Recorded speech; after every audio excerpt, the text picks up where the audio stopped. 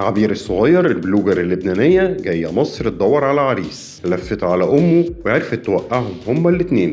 ده كان كلام متابعين البلوجر عبير بعد ما جت مصر من أيام. عبير الصغير بلوجر بدأت تتعرف بسبب محتواها وهو الطبخ، وبقى عندها فوق 20 مليون متابع.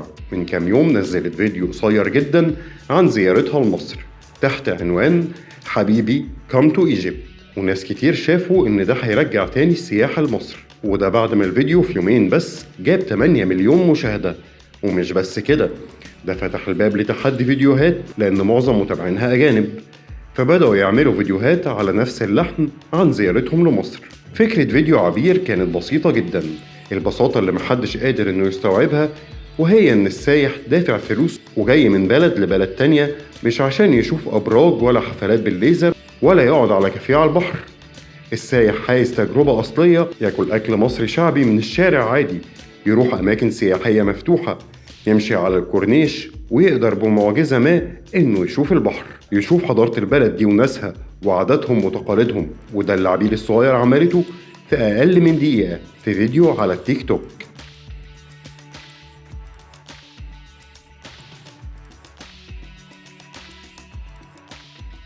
حبيبي come to Egypt. عبير ما طلعتش ترند المرة دي بس وسكتت، لا دي طلعت قبل كده بسبب طريقتها في الطبخ وطريقتها في التصوير اللي جمهورها وصفها بالاحترافية. وكان آخر ترند طلعته عبير كان من ساعات قليلة بعد خبر ارتباطها بإنفلونسر مصري معروف. عبير الصغير ارتبطت بجو موسى، وانتشرت الجملة دي على السوشيال ميديا وخصوصا على التيك توك بعد أكتر من مقطع فيديو جمع عبير وجو وهي في مصر هنا، ده غير ظهورها مع والدة جو موسى في فيديوهات وهما بيطبخوا ويهزروا، وده خلى الناس تقول دول أكيد مرتبطين.